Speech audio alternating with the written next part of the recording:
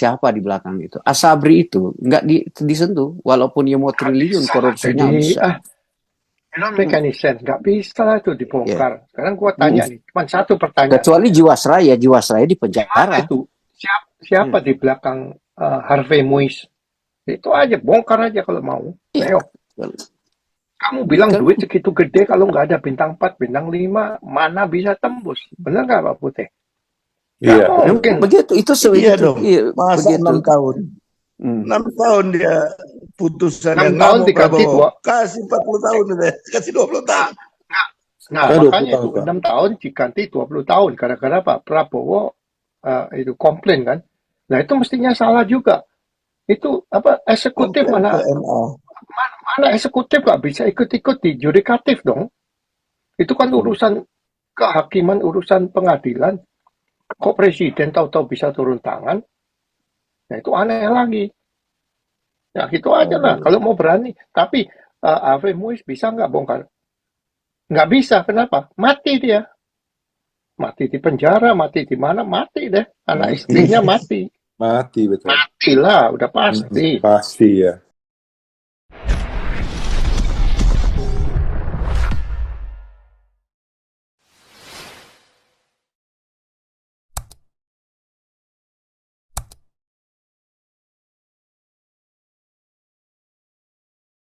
Ada HD nih, HD mau Adi, masuk. Adi, HD. iya, Adi. Ya, selamat malam. Selamat Selamat malam, Si, ya. Pak Putih, Pak Bahari di Jakarta, Ya, di ya. Indonesia. Selamat sore, Pak Paul di Nederland. Selamat pagi, Pak Andi, Pak Teddy di US. Pak Teddy, itu di New Jersey gimana tuh saljunya bisa begitu tinggi sekarang? Saljunya parah ya di East Coast. Juga teman-teman di live chat, Frederick, Richard, Francis, dan teman-teman yang setia di roomnya, di live chatnya Pak Paul. Pak Bahari sama Pak Putih, saya mau tanya tuh, pemerintah sekarang yang saya baca-baca di berita akan membentuk Danantara. Danantara itu seperti kayak satu MDV ya, yang seperti di Malaysia itu. Nah, itu gimana bisa berhasil kan tuh Danantara satu. Kedua, masalah Lido, kenapa mendadak Lido itu izinnya sampai di stop, sampai Pak HT itu Haritanu bicara di DPR bahwa izinnya sudah ada waktu zamannya waktu itu kan peralihan dari Bakri dibeli sama Haritanu. Haritanu kan kerjasama sama anaknya Trump. Apakah ini ada suatu tindakan politis untuk menstop di Lido gitu? Itu satu. Kedua, ketiga, ini masalah korupsi yang baru saja yang ditangkap ini wali kota Semarang sama suaminya itu kasat mata yang menghancurkan sendi-sendi. Juga Wijaya Karya tidak bisa bayar obligasi. Waktu 3 bulan yang lalu saya bicara sama teman, dia rekanan dari BUMN mengeluarkan untuk subkontraktor itu sudah miliaran, uangnya ambles, nggak bisa dibayar. Sedih. Jadi ini kalau dilihat dari urutan masalah ini sangat pelik. Sekarang Danantara ini digembar-gemborkan. Katanya kalau dikumpulkan semuanya, dana-dana Danantara itu bisa menunjang perekonomian Indonesia sampai bisa beratus miliar dolar gitu. Itu yang saya mau tanyakan ke Pak Bahari atau Pak Putih. Danantara, Lido, masalah BUMN yang udah amburadul, yang tidak bisa dibayar, obligasinya aja juga tidak bisa mampu bayar ke mana ke masyarakat yang beli obligasinya itu. Begitu Pak Bahari, Pak Pute, terima kasih. Kalau mengenai perusahaan baru itu kan maksudnya semacam pembentukan sovereign fund untuk Indonesia. Pertama kalinya Indonesia melakukan itu. Iya, Kalau itu dilakukan dengan benar, di manage oleh orang yang benar, itu mah bisa benar-benar bisa jalan. Presiden Trump aja kan sudah merencanakan juga untuk Amerika membuat itu, satu sovereign fund. hmm. Nah, kalau bicara soal apa tadi yang kedua? Tunggu Pak Bahari. Oh, BUMN. Iya. Tunggu Pak Bahari. Takutnya Supreme Fund itu nantinya bisa seperti di Malaysia itu, bisa disalahgunakan nggak? Bukan tujuannya untuk baik. Oh, Kan kita pasti. Bisa. Nah, itu Bisa, kan Pak. kita Malaysia itu kan dirusak oleh Najib. luar Najib betul. Kerjasama sama si siapa tuh? Aduh, John Law. John Law kan yang Iya, permainin artinya Najib. kalau sovereign fund itu dipegang oleh, apalagi dia kan waktu itu Perdana Menteri ya, Betul. orang tertinggi, berarti kan orang tertinggi di negara itu. Kalau dia yang megang ya bahaya memang. Artinya bukan, kalau di Indonesia itu bukan dipegang oleh presiden, tapi misalnya dipegang oleh Kementerian Keuangan misalnya, yang bisa diaudit. Iya. Nah, kalau yang lagi satu tadi mengenai BUMN, Sebentar Pak Bahari, memang Pak Bahari, mengenai Danantara, ini kan yang akan menjadi ketuanya Ruslan atau keponakannya Pak Ruhut, si Pandu. Yang saya lihat ini nggak tepat lah ya. Saya kira itu mesti orang yang benar-benar profesional yang sudah proven di bidang keuangan di dunia internasional ya. internasional. Kelas-kelasnya Sri Mulyani gitu kan memang highly respected, sampai hari ini dia itu highly respected di Bank Dunia, di IMF, itu mereka semua masih respect sama dia. Iya. Jangan yang baru-baru yang kita nggak pernah dengar dong reputasinya. Takutnya bisa jadi bancakan lagi dong, bisa tambah hancur lagi. Iya, mungkin saja. Apakah bisa berhasil terbentuk itu Danantara? Itu tergantung daripada pengawasan ya. Ya, pengawasan kalau dilihat pengawasan dari Rencananya dulu. udah ada rencana jangka panjang, jangka pendek, jangka menengah. Kemudian bagaimana pelaksanaannya, bagaimana auditing itu dilakukan 3 bulan sekali, kayak 6 bulan sekali gitu. Supaya jelas uangnya itu pergi kemana aja gitu. Kalau soal BUMN tadi yang nggak bisa bayar segala macam. Yang Lido Pak Bahari, Lido gimana Lido? Kalau yang Lido itu dugaan saya itu politis ya. Politis. Kalau dugaan saya, mungkin saya salah, tapi dugaan saya politis. Iya. Jangan-jangan yang di belakang itu adalah orang yang dulu si Tanunya beli malah. Karena lu dia nggak ada keberhasilan jabatan, Tanu ya. tapi kan power politiknya masih kuat dia. Iya. Karena mereka punya prinsip satu ya, perusahaan itu. Keuntungan kita boleh berbagi, power kita tidak boleh berbagi. Itu moto mereka itu. We can share the profit, but we cannot share the power. Itu pernah di TV loh mereka ngomong begitu. Itu waktu hubungan dia dengan Rothschild itu. Mereka kan dihantam Rothschild akhirnya di pasar Amerika. Iya. Nah, kalau BUMN itu memang itu sedikit banyaknya ada, artinya dari Pak Jokowinya sendiri, karena banyak proyek-proyek pemerintah yang nggak mendapatkan investor, oleh Pak Jokowi dipaksa BUMN itu yang turun. Pada waktu itu sudah dikatakan, kalau BUMN itu sampai merah bukunya, mau nggak mau kan nanti APBN juga yang nambal. Nah, kejadian, benar-benar kejadian gitu. Iya. Dalam hal ini BUMN bidang konstruksi ya, Terutama ya, memang BUMN bidang konstruksi karena kan di zaman Pak hancur. Jokowi banyak infrastruktur yang dibangun. Iya. Apa yang dibangun Pak Kalau Jokowi itu untuk pandangan jauh ke depan itu bagus. Tapi kalau ekonomi kita kritis itu nggak bisa dipaksa, harusnya diperlambat gitu. Memang kita nggak boleh tunggu jalanan sudah macet baru kita buat tol. Kita harus bikin tol sebelum jalanan itu macet. Dia kan ngikuti kalau Pak pola pikirnya Cina itu, maka dia lakukan seperti itu.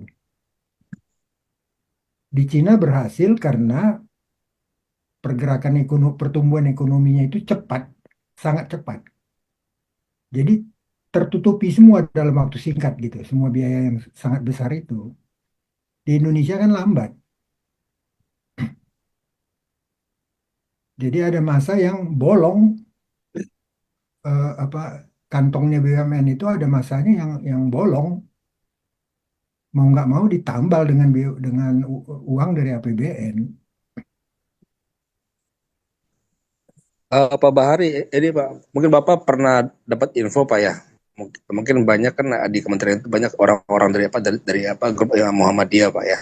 Mungkin kalau Bapak Bahari pernah dengar, ya memang di setiap kementerian itu ada utusan dari Muhammadiyah gitu. Bapak tahu sendiri kan sekarang nih Muhammadiyah itu saldonya paling besar Pak ya, sekitar 300 triliun itu Pak. Jadi memang udang ini memang udah ada jatah sebenarnya Pak kalau saya bilang ya, udah ada masing-masing itu udah ada jatah. Jadi itu kan semua orang-orang utusan semua Pak. Jadi ya semua orang tahu lah orang Muhammadiyah kan yang paling berpengaruh Pak di kementerian-kementeriannya. Jadi mereka tuh yang pasti mereka juga istilahnya sebagai agent juga Pak gitu. Jadi ya kita kan tahu saldonya besar Muhammadiyah Pak ya, 300 triliun Pak.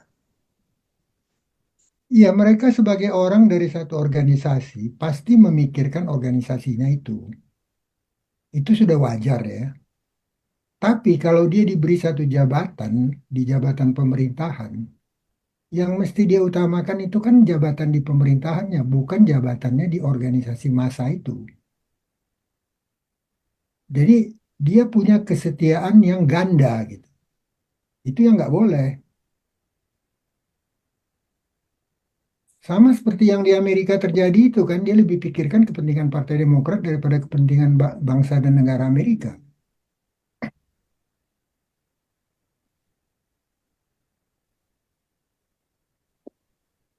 Begini Pak Bahari, mengenai Danantara.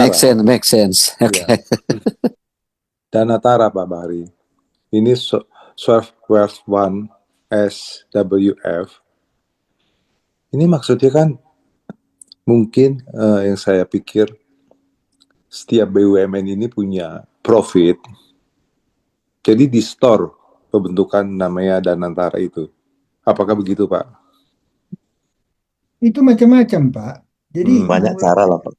Salah semua satunya begitu sih. keuntungan, Salah satunya. baik dari BUMN, baik dari organisasi-organisasi lain yang pemerintah terlibat, maupun dari pertambangan, hasil bumi, dan sebagainya itu dikumpulkan di situ sebagai dana cadangan. Kalau kita sampai satu waktu kekurangan duit, ada dana itu.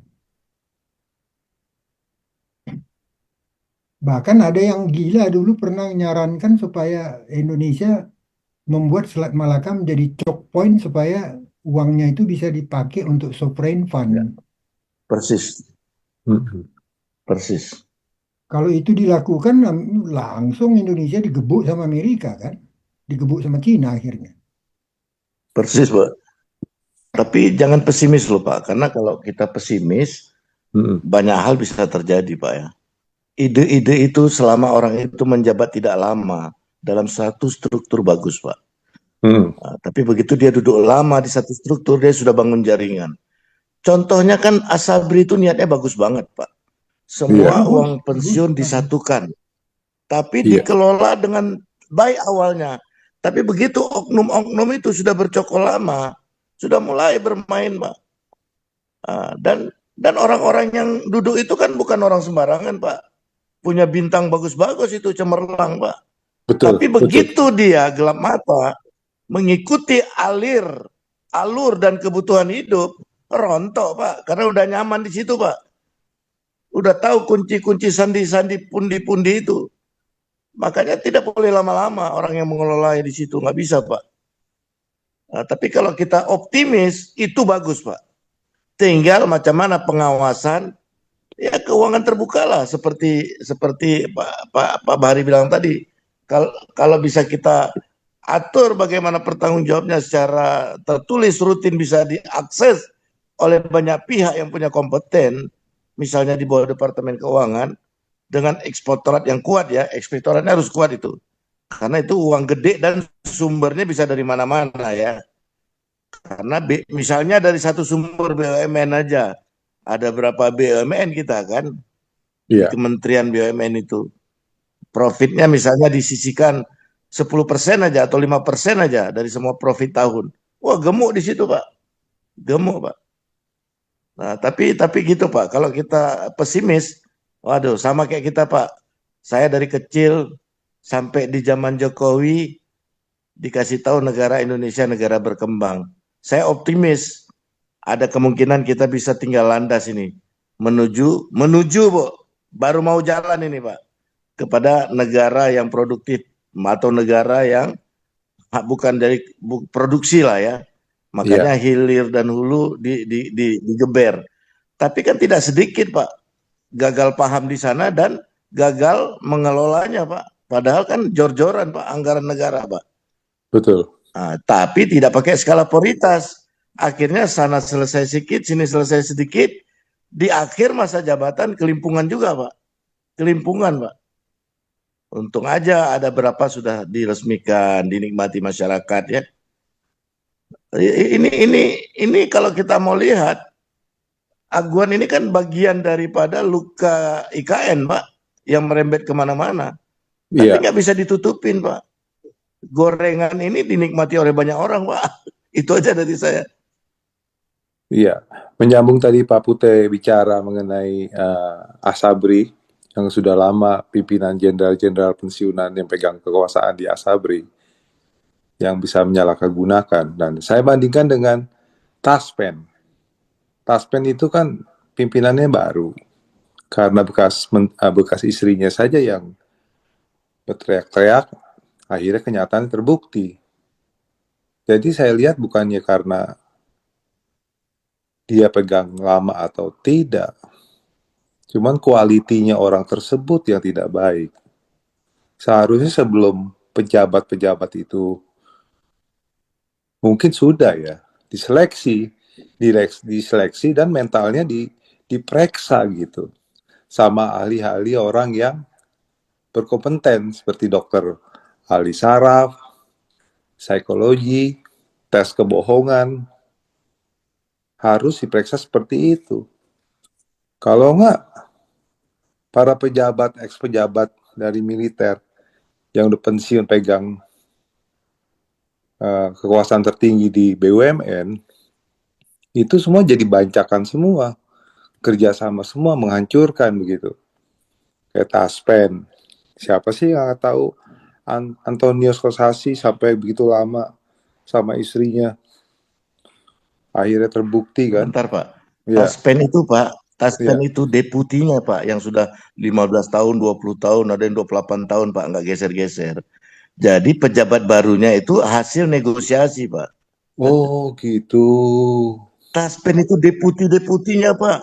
Nggak Gitu. geser-geser, udah 20 tahun, Pak. Sudah Waduh. tahu hilir mudiknya. Jadi dia tinggal bilang, lu kalau mau jadi dirut, lu harus ikut gue. Nah, jadi jebakan Batman itu di mana-mana. Sebenarnya, Pak, Asabri begitu juga, Pak. Gitu. Asabri begitu juga. Tapi akhirnya, oknum itu malah dirut-dirutnya itu tidak geser-geser sampai 8 tahun. 6 tahun ya menikmati bareng-bareng Pak. Tapi deputi-deputi di Taspen itu Pak ngeri-ngeri loh Pak. Iya, sama dengan di US dong Pak Pute. Semenjak nih si Elon Musk ini datang, dia akan buka semua tuh orang-orang federal juga, federal semuanya tuh. Benar nggak Pak Andi, Pak Teddy? Semua akan buka, masa Persis. orang-orang yang kontrakan cuma 3 bulan eh, masih bisa jadi pegawai 20 tahun. Ngeri juga, memang di sini Ini begitu kan akan yang dibuka. menggegerkan ya di Amerika ini. Hmm. Yang menggegerkan ini kenapa USAID itu dibatalkan oleh Trump?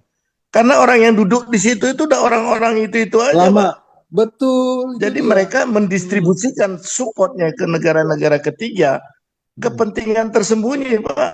Iya, Akhirnya dia tahu bukan kepentingan Amerika ini. betul, betul. Ya, saya nggak ada kepikiran tadi Pak Pute bicara orang-orang di dalamnya itu sudah dirjen-dirjennya sudah lama. Saya nggak kepikirkan. Cuman yang jadi Ada yang misalkan 8 tahun kalau, loh Pak, deputi nggak ganti-ganti Pak, coba. waduh, misal. Nah, Sekarang beresiko Pak, lurah boleh tidak diganti loh Pak. Lurah di Indonesia boleh nggak diganti Pak, ngeri nggak? Bahaya nggak itu? Iya. Oh, bancakan surat-surat, kacau semua itu nanti itu. Ya, yang saya perhatikan dari dulu, tapi ini benar atau salah, ya. Bicara Asabri dan lain sebagainya, yang asuransi terkait kayak Jiwasraya. Cuma Asabri itu yang untouchable, tidak bisa disentuh. Orang yang duduk jabatan di situ mau dia direktur, enggak. Ini saya bilang kerusakan negara awal dari situ. Memang sudah dari dulu itu. Tapi kita harus jujur bicara keterbukaan. Militer itu mau dipangkat jenderal tidak bisa dihukum. Dalam bentuk, kalau orang sipil gampang dihukum, orang politikus gampang dihukum. Tapi kalau orang militer, mereka punya esprit de corps luar biasa, Pak.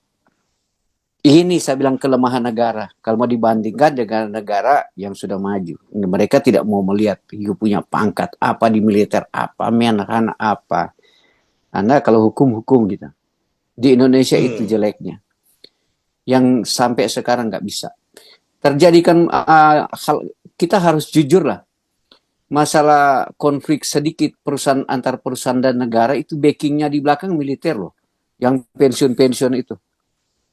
Tapi saya bilang, kenapa si Vlog tidak berani jujur bicara siapa di belakang Aguan, jenderal siapa gitu.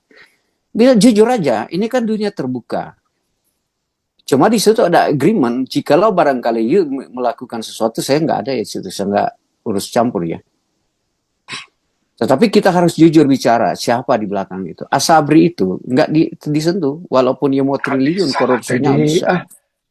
Mekanisme nggak bisa lah itu dibongkar. Sekarang gua tanya nih, cuma satu pertanyaan. Kecuali Jiwasraya di penjara. Itu siapa di belakang Harvey Muiz?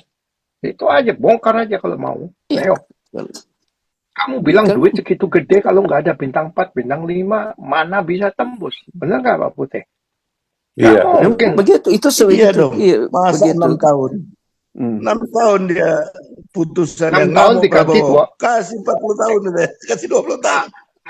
Nah, makanya itu 6 tahun diganti 20 tahun. Gara-gara Pak Prabowo itu komplain kan. Nah, itu mestinya salah juga. Itu apa eksekutif mana eksekutif nggak bisa ikut-ikut di yudikatif dong.